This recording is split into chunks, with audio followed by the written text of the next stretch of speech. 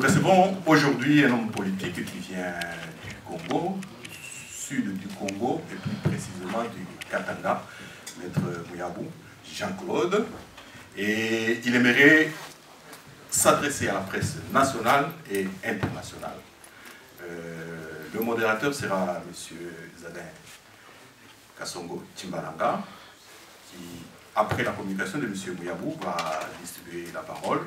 Et donc, quand vous intervenir, vous donnez le nom de votre organe de presse et votre nom, et vous posez la question. Et sans plus attarder, nous invitons M. Mouyambou Koulou à prendre, M. Jean-Claude Mouyambou à prendre place, et M. Zadin. Jean-Claude Mouyambou est président d'un parti politique au Congo, les juristes de formation. Et en ce jour, il voudrait s'adresser à la presse internationale et nationale, puisque nous sommes en Belgique.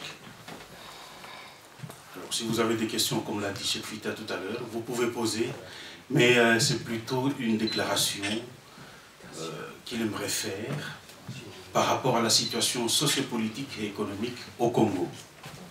Donc, soyez tout oreille. Hier, le président de la République a parlé. Nous espérons que vous avez certainement des questions à lui poser. Mais puisque nous avons un autre interlocuteur qui peut interpréter à sa manière ce que le président a dit, c'est-à-dire le contredire. Aujourd'hui, Mouyambou Kiassa est parmi nous et je voudrais lui céder la parole. Merci. Mesdames et messieurs de la presse, je tiens tout d'abord à vous remercier d'être venus pour m'écouter. Ma présence devant vous, c'est de venir défendre une cause noble et vous mettre au courant de la situation socio-politique, économique et sécuritaire de la République démocratique du Congo. L'heure est grave pour le peuple congolais dans son ensemble. Faute de temps, je ne vais pas entrer en détail, mais d'une manière brève, je vais essayer de vous présenter la situation exacte de mon pays. La situation se présente de la manière suivante. 1. La situation sécuritaire. Là, je dirais carrément que l'État est quasi inexistant dans certains coins du pays. Et je tâcherai d'être concret et pragmatique. Je prends le cas de Béni. Vous ne pouvez pas vous imaginer les massacres. Les viols ont débuté depuis le mois d'octobre. Et jusqu'à samedi soir, on avait dénombré au moins 267 personnes tuées. Malheureusement encore, dans la nuit du 13 au 14, il y a eu encore massacre. C'est la raison pour laquelle l'évêque du diocèse de Butembo, Béni, a sollicité une enquête internationale. Je ne sais pas si vous pouvez vous imaginer. Vous dormez dans l'incertitude et à tout moment, les hommes armés peuvent venir vous massacrer, tuer vos proches. Et quid de l'État? Où se trouve l'État? Un autre exemple que j'aimerais vous donner, c'est l'exemple du Nord Katanga. Comme je vous avais dit, il y a beaucoup d'exemples, mais j'aimerais me limiter à ces deux-là. Le Nord Katanga, on en parle peu. Il y a un axe qu'on appelle axe de la mort. L'axe de la mort, c'est entre Mitwaba, Manono et Mpweto, où les Mai Mai et les Bekatakatanga font la loi. Jusqu'à ce jour, on a pu déplacer au moins 500 000 déplacés. Où est l'État? Où est le gouvernement? Point d'interrogation. Vous vous rendez au moins compte, les Bakatakatanga, parfois, ils ont le luxe d'arriver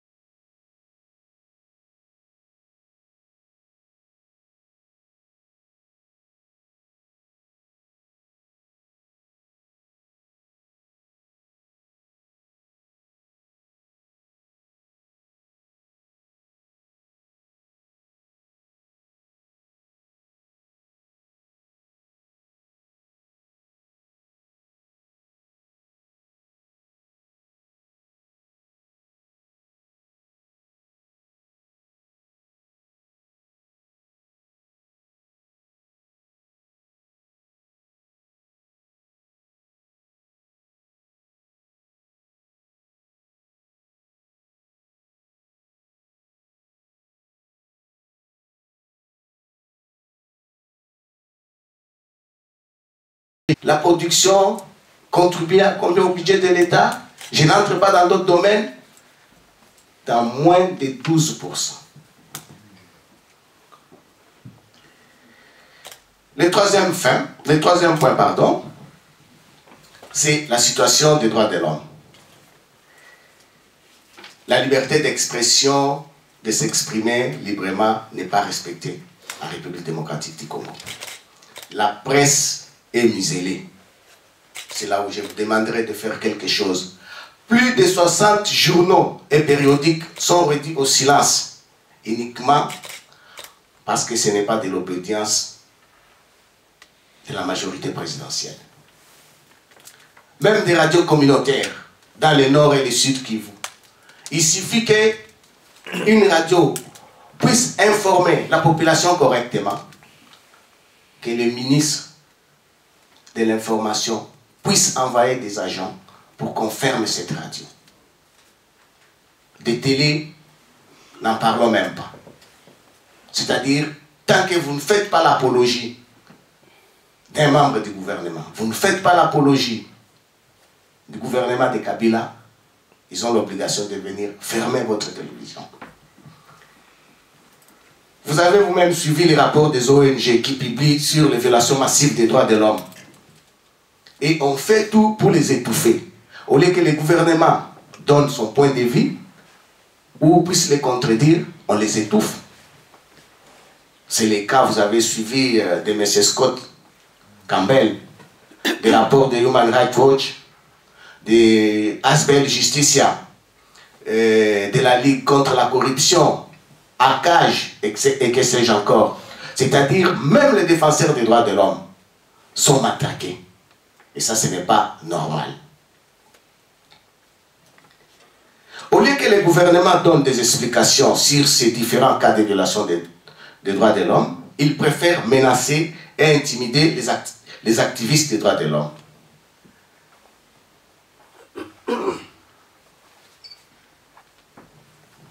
La manière dont je viens de vous expliquer, je pense que vous avez au moins compris qu'est-ce qui se passe en République démocratique du Congo. Je pouvais aller encore plus en détail. J'allais vous prendre votre temps. Et malgré la présence de ces sombres tableaux, M. Kabila et sa majorité présidentielle cherchent par tous les moyens à vouloir conserver les pouvoirs. Raison pour laquelle je me suis retrouvé du côté de ceux qui disent non à la révision constitutionnelle. Ce n'est pas seulement ma volonté qui compte, mais celle de tout un peuple qui, au jour d'aujourd'hui, est déterminé à barrer la route à toute personne ou à un groupe d'individus qui chercherait par tous les moyens à vouloir changer la Constitution et à empêcher qu'il y ait l'alternance en 2016. C'est là où je pense, pour ma part, que M. Kabila est lui-même le problème et que seul son départ le 16 décembre 2016 s'avère une solution. Pour qu'il y ait la paix et la stabilité en RDC, les élections doivent se dérouler normalement et qu'il serait souhaitable que l'on puisse tenir compte de pas de modification de l'article 220 ou de notre article de la Constitution. Ça, c'est très important. Deuxième point, l'Office national d'identification de la population, ONIP, n'est pas une priorité pour le moment. La question que je me pose, en 2006 et en 2011, est-ce qu'il y a eu recensement? Non. Et pourquoi maintenant il veut qu'il y ait recensement? Et s'il trouve qu'il est important qu'on puisse recenser la population, je pense qu'il serait bon de le faire après les élections générales de 2016. Et le dernier point, c'est ce qui est capital. La publication par la CENI du calendrier global et inclusif. La CENI doit se comporter comme un vrai arbitre. Dans le cas contraire, c'est le chaos total en République démocratique du Congo. comment il faut faire pour éviter ce chaos. Il est important que la MONUSCO, qui nous accompagne toujours, l'Union européenne, les États-Unis, la France, la Belgique, l'Union africaine, l'Afrique du Sud, la francophonie et d'autres pays amis continuent à soutenir la démocratie et le processus électoral pour permettre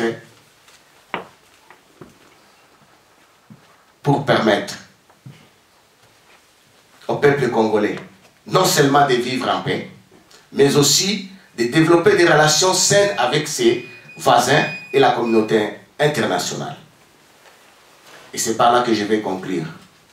Vouloir laisser M. Kabila torpiller la démocratie, c'est le déluge et l'effondrement en République démocratique du Congo. Car la population ne va pas se laisser faire. Ça, je vous le confirme. J'ai dit et je vous remercie. Gaudin de l'agence Belga. Je voulais vous demander, donc, vous officialisez ici votre départ de la majorité présidentielle, qui remonte à quelque temps déjà, mais quelle est la motivation, qu'est-ce qui a été le déclic qui a fait que vous ayez pris cette décision? Merci. Ce qui m'a poussé à quitter définitivement la majorité présidentielle, la raison est simple. Je devais, il y a de cela 2 semaines, aller tenir un meeting de sensibilisation sur la non-révision de la Constitution dans la ville d'Mbujimai. J'ai été désagréablement surpris. Au moment où mon avion avait déjà pris la vitesse de croisière, que les commandants de bord puissent me dire que les services de sécurité lui demandaient qu'on puisse retourner à l'aéroport international de la Lano. Et ça, j'ai trouvé que c'était inhumain et que c'était une façon de bafouer les droits de l'homme, que je ne pouvais pas supporter ça et je ne pouvais plus continuer à travailler avec la majorité présidentielle. Consultant média et communication à l'UNESCO et rédacteur en chef de la revue Palabre aux éditions L'Harmattan à Paris. Maître Mouyabou, vous avez évoqué à juste titre le hiatus qui existe entre les réalisations macroéconomiques dont se vante le gouvernement par la bouche de son Premier ministre et la situation socio-économique lamentable des populations. Vous avez également évoqué, à juste titre aussi, les massives violations des droits de l'homme, notamment la liberté de la presse qui existe dans ces pays-là. Ma question est de savoir, est-ce que quand vous y étiez dans la majorité présidentielle, la situation était différente depuis que vous l'avez quittée? Ou bien elle existait déjà? Et pourquoi ne l'avez-vous pas dit en ce moment-là quand vous faisiez partie de la majorité présidentielle? Merci. Je pense jusque-là, je n'ai pas changé. Je garde toujours ma position en tant qu'un ancien défenseur des droits de l'homme.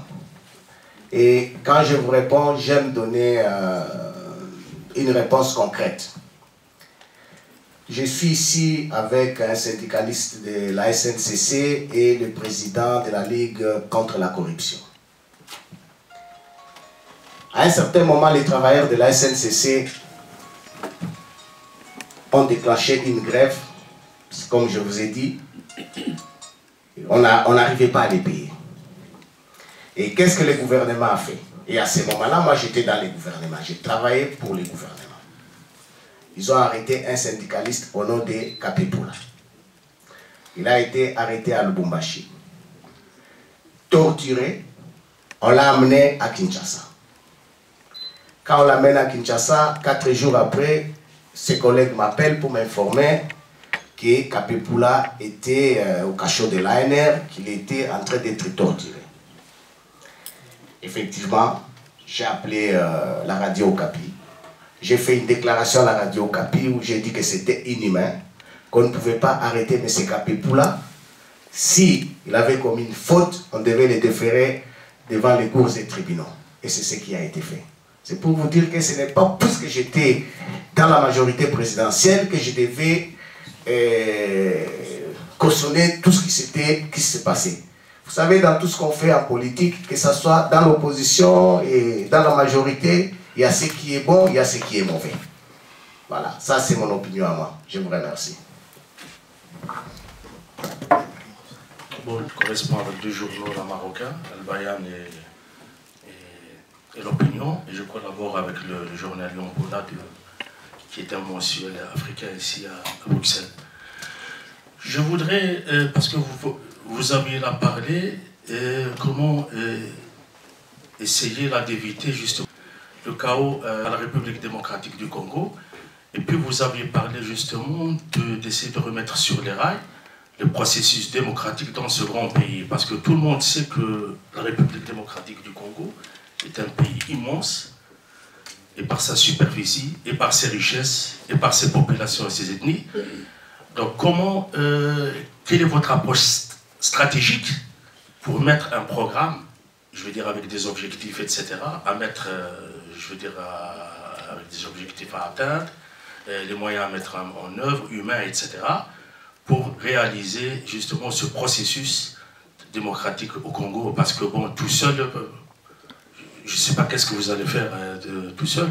Est-ce que vous n'essayez pas de composer avec d'autres formations, je veux dire des patriotes qui veulent vraiment faire avancer, et puis avec toutes ces composantes d'ailleurs, et politiques et associationnistes, c'est-à-dire la société civile, les partis politiques bien sûr, et puis les intellectuels, les entrepreneurs, surtout les entrepreneurs pour essayer de développer la macro, comme on dit, et la micro. Je vous en remercie.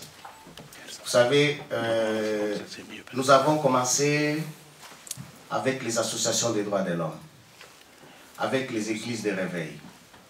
Et nous avons formé une délégation à moins de plus de 15 personnes. Nous sommes allés en Afrique du Sud pour sensibiliser tout d'abord les autorités sud-africaines. Et je vous dis, ça n'a pas été facile, parce que vous savez vous-même des relations qu'il y a entre l'Afrique du Sud et la République démocratique du Congo. Et des relations humaines qu'il y a entre les autorités congolaises et les autorités sud-africaines.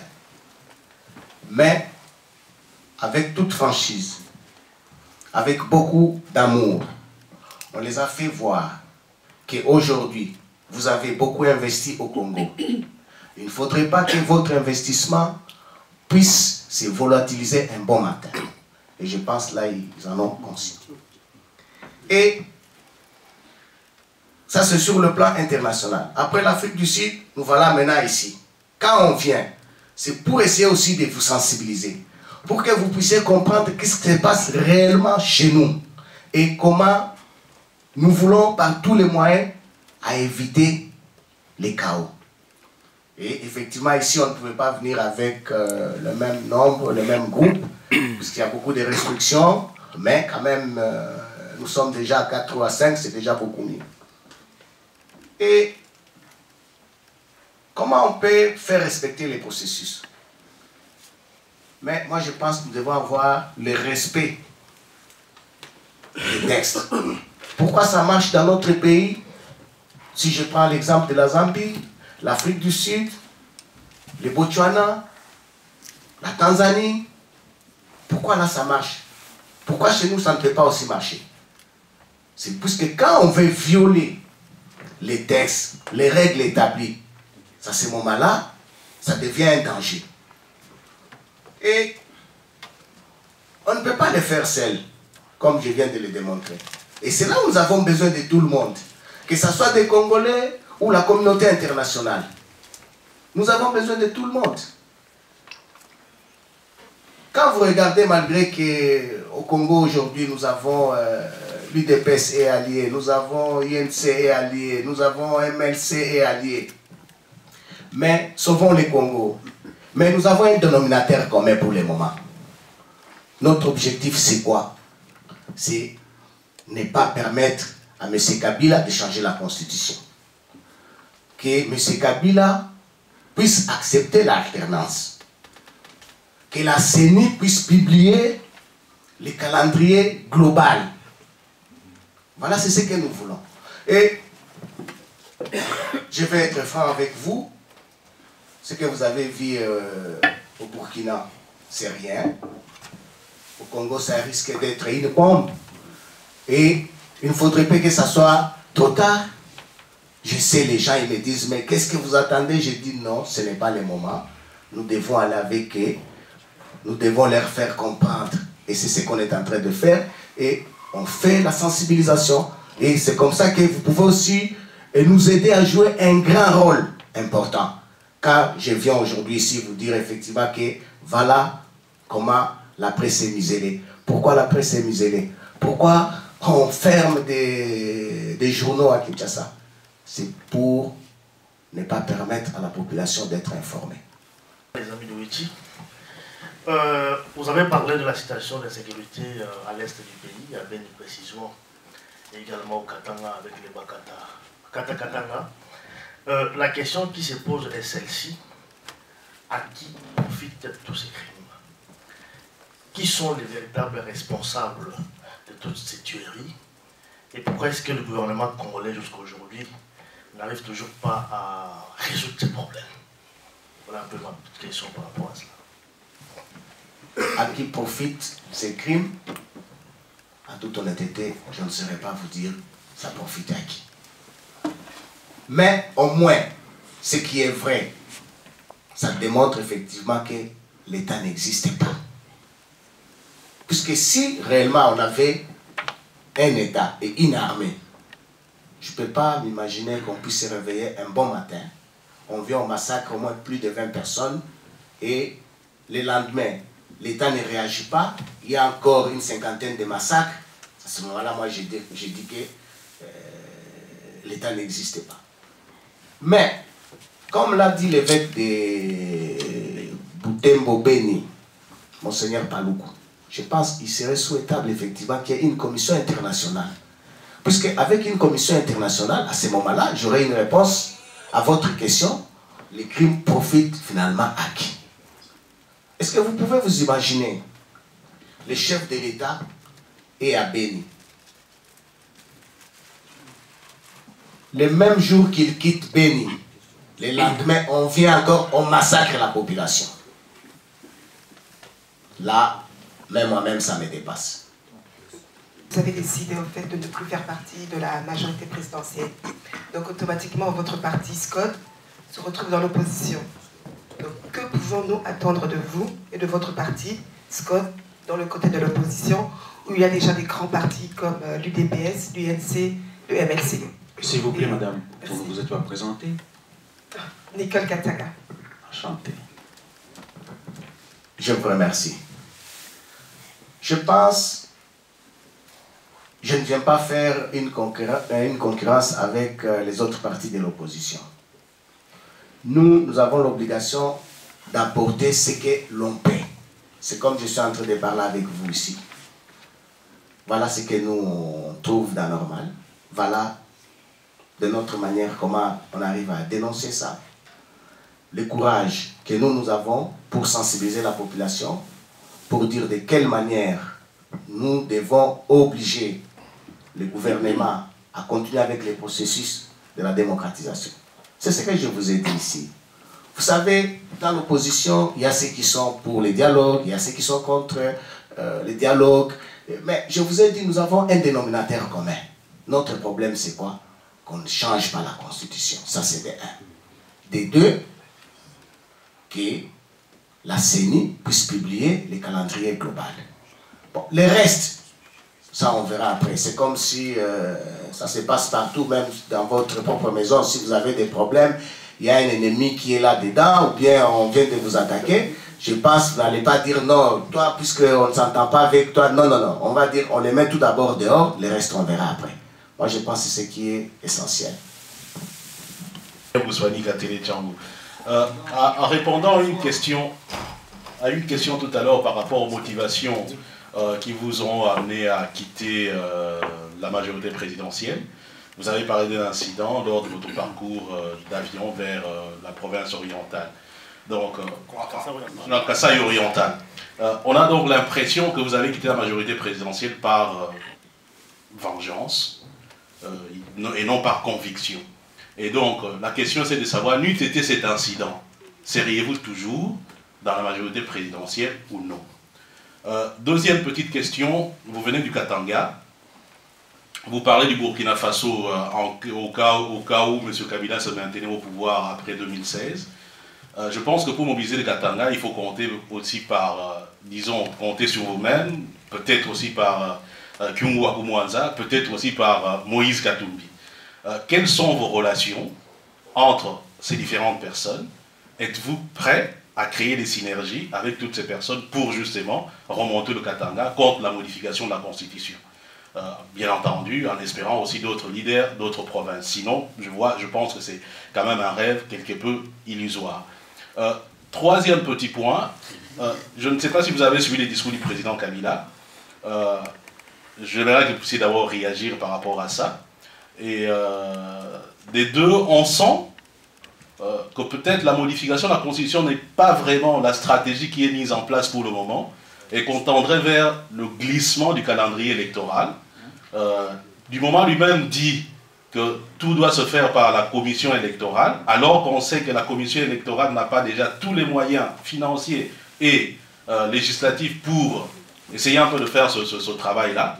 Donc on tend plus vers ce glissement.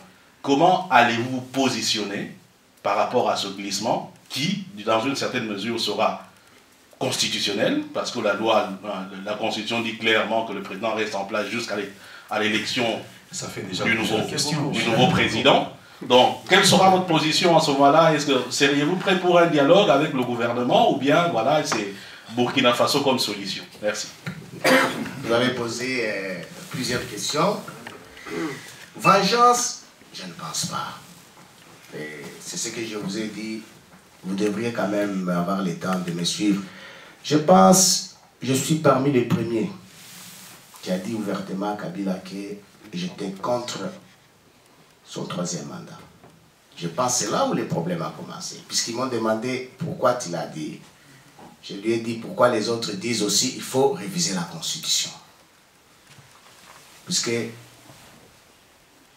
en 2006, lorsque M. Païpaï échoue aux élections, j'ai accepté librement de soutenir Kabila. Mais c'est de mon droit encore, quand je trouve qu'il y a des rapages, de lui dire non, je ne suis plus d'accord avec vous et je ne veux pas qu'il y ait le troisième mandat.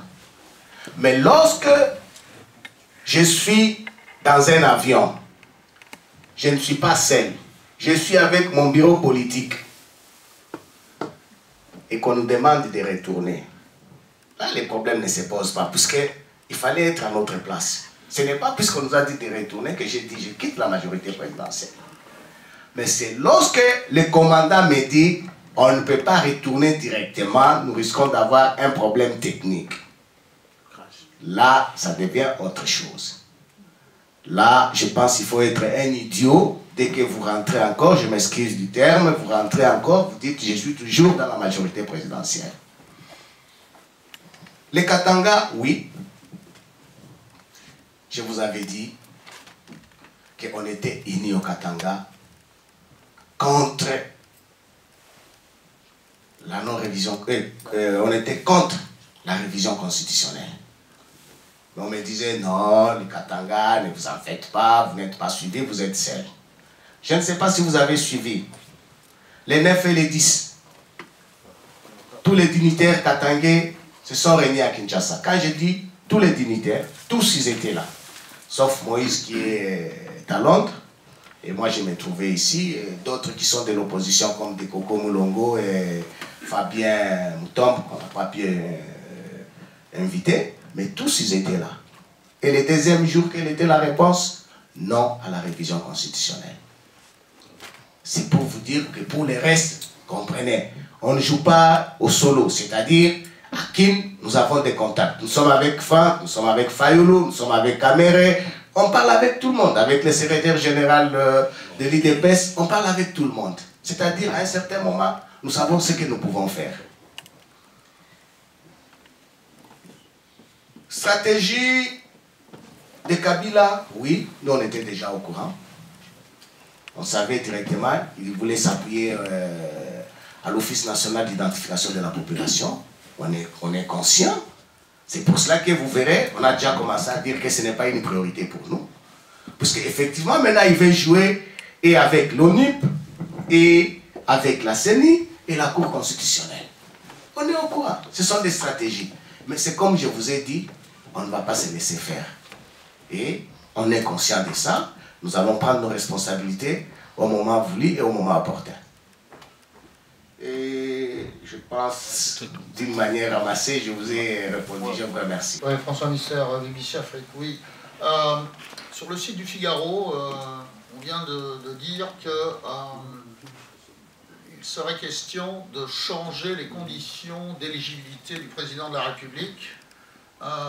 Donc, on prête cette intention à Aubin Minakou, et donc, de telle sorte qu'il faudrait non plus être seulement ressortissant congolais, mais de surcroît être de père et de mère congolaise, et dit le Figaro, pour écarter Moïse Katumbi. Alors, je voudrais savoir ce que vous en pensez. Et également, plus précisément, on sait que dans le passé, il y a eu, disons, une rivalité entre vous. Je voudrais savoir où vous en êtes et si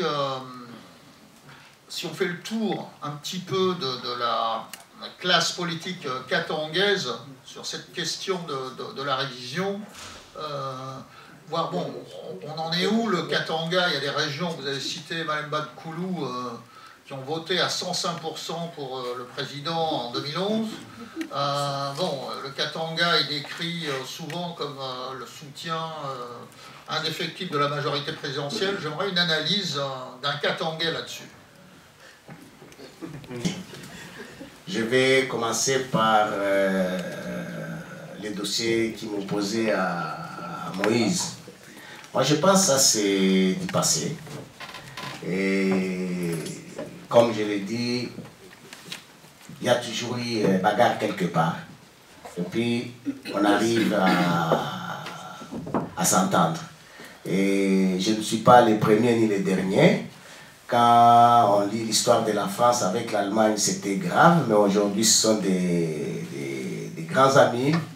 Et même dans une famille, vous verrez, il y a un papa et la maman en train de se tirailler, ou un papa avec un enfant. Bref, ça arrive. C'est arrivé, c'est arrivé. Je pense que nous avons compris et j'espère que ça ne va plus se répéter. J'ai lu, comme vous, ce matin, dans le Figaro. Et effectivement, c'est ça le projet que le député Sessanga a voulu introduire. Mais il a remarqué effectivement qu'au niveau du bureau, on a fait introduire des phrases qui ne venaient pas de lui, malgré que c'était lui qui avait signé. C'est à ce moment-là qu'il s'est énervé pour dire qu'effectivement, que c'était un faux. Et c'est la raison pour laquelle il a retiré ça et il a fait même des remarques au bureau du Parlement. Si ils osent le faire, moi je pense que ça ne m'engage que moi. Je pense la personne qui est valable au sein de la majorité présidentielle, je dirais, c'est Katumbi. Puisque si on veut le faire, d'après les informations que je viens de lire dans le Figaro, c'est-à-dire c'est une façon polie de vouloir l'écarter. Or ça, ce n'est pas juste. C'est pour cela que nous avons dit déjà qu'en 2006 et 2011, pourquoi ils n'avaient pas introduit ça? Pourquoi vouloir modifier ça maintenant? Ça n'a pas de sens. Et pourquoi la majorité présidentielle veut le faire? Ils cherchent à favoriser qui?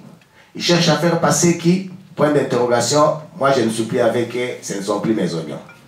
Mais, je rentre sur la question du Katanga. Ça, c'est une très bonne question.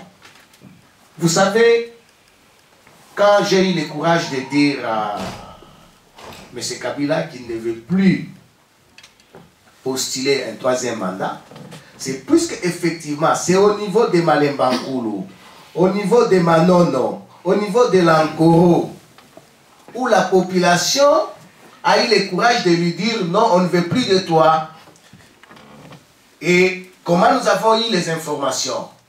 L'ancien ministre de l'Intérieur, M. Mouyej Richard, il est allé à Ankoro. Quand il arrive à Ankoro, il parle en Swahili, Wandugu, je vais traduire ça après, Namilete à Djambo et Andukuyenu. Mes frères, je vous apporte la salutation de votre frère. Les gens ont dit non, on n'en veut pas. Il va à Manono, il dit Abarienu, comment vous allez? Ils ont dit Moubaya, ça ne va pas. Et Mouyej n'a pas eu le courage de dire effectivement qu'il y avait un problème au Nord Katanga. Ça c'est connu de tous. Et comme je suis implanté un peu partout, je devais mener des investigations. Je les ai posé la question. Ils m'ont dit oui, nous on ne veut pas. Nous l'avons voté en 2006, nous l'avons voté en 2011. Chez nous, c'est la misère totale. C'est comme ça que je sais qu'ils n'ont pas accès à l'eau potable, ils n'ont pas accès à des soins élémentaires. J'ai dit oui, là je vous comprends. C'est pour vous dire, effectivement, c'est les Katanga qui dit non à Joseph Kabila. C'est-à-dire, vous voulez effectivement avoir la situation de tout. Oui, c'est ce que je vous dis. Quand vous prenez les Tanganyika, c'est à partir de Kalemi, Moba, Petou. Non, on ne veut pas. Et avec tout ce qu'il y a comme insécurité avec les Bakatakatanga, les Maï-Maï. Non. Et puis, ils n'ont même pas de route. Ils n'ont rien. Ils n'en veulent pas. Ils disent, bon, nous allons encore lui donner 5 ans pour faire quoi? Et je pense, je ne vais même pas citer... vous comprenez? C'est-à-dire, ils en ont marre. Et quand vous descendez maintenant au sud vers Sakanya et Kasenga, là, n'en parlons même pas. Du côté de Lualaba, ils n'en veulent même pas. C'est pour vous dire que... C'est qu'ils viennent vous dire que non, ça peut marcher, des trucs comme ça. Mais ce sont des individus qui ne voient que leurs intérêts. Mais qu'ils puissent vous témoigner effectivement qu'ils étaient avec une dizaine de personnes ou une vingtaine de personnes qui ont dit non, nous sommes là pour vouloir soutenir Kabila. Non, c'est faux. C'est-à-dire, effectivement, pour le moment, je peux vous dire effectivement, Kabila, ce que la population fait même dans la ville de Lubumbashi, on dit ok, on comprend tout ce que tu as fait, c'est bien, maintenant, mettez-vous à côté, nous voulons quelqu'un d'autre. Oui, merci. Nous venons de suivre la conférence de presse animée par Maître Mouyama concernant, n'est-ce pas, la situation sécuritaire, économique et politique du pays. Mais il est vrai que la motivation vient d'être connue. Cela veut dire qu'il y a une sorte d'incompatibilité idéologique au niveau, n'est-ce pas, de sa famille politique d'Alta. Et il a décidé, n'est-ce pas, de joindre l'opposition. Dans le but, bien entendu, d'empêcher par tous les moyens la reconduction de M. Kabila lors des élections de 2016. Nous sommes très contents, n'est-ce pas, qu'il y ait ces ralliements en ce moment parce que nous avons besoin d'étoffer les camps de ceux qui luttent réellement. Mais nous espérons que sa venue au sein de l'opposition pourra, n'est-ce pas, apporter quelque chose en dépit de tout ce qu'on peut considérer, n'est-ce pas, d'un discours politicien. Mais nous aimerions voir la personne à l'œuvre, essayer peut-être de racoler, n'est-ce pas, les morceaux au sein de l'opposition qui posent problème aujourd'hui pour que les gens parlent le même langage. Eh bien, nous attendons voir, n'est-ce pas, sur le terrain et nous sommes contents quand même qu'il y ait quelqu'un qui connaît les faiblesses et les atouts du côté où il était, venir chez nous pour qu'ensemble nous puissions, n'est-ce pas, profiter des stratégies, des combats et des victoires. Bonjour, je m'appelle Nicole Toumba-Bouacha, professeure de mon état et surtout représentante, secrétaire fédérale de l'UNC Belgique, ici, donc représentante de Vital Kamere ici en Belgique. Une conférence très instructive parce qu'on a pu avoir d'une manière courageuse et ferme et concrète la réaction de l'ancien membre de la majorité présidentielle qui a décidé de dire non et de revenir dans le droit chemin, on va dire, par rapport aux hérésies qui existent dans cette majorité présidentielle. Donc j'ai beaucoup aimé la franchise et la constance de Maître Jean-Claude Mouyamba. Et par rapport à votre parti, pourquoi vous êtes discret ici en Belgique? Excusez-moi? Cette discrétion. Non, nous, l'UNC.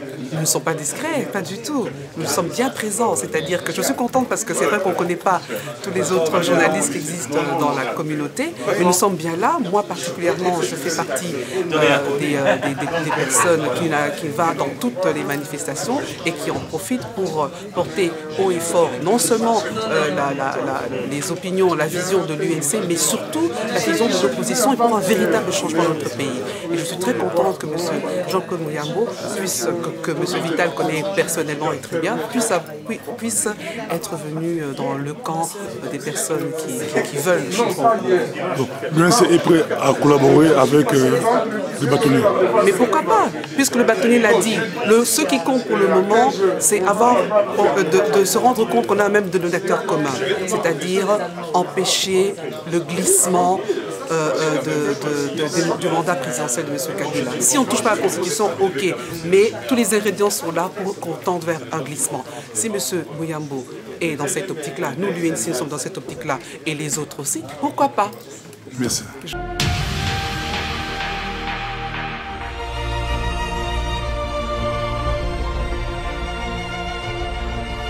Les amis, quoi, pasteur Bobo, aux traiteurs.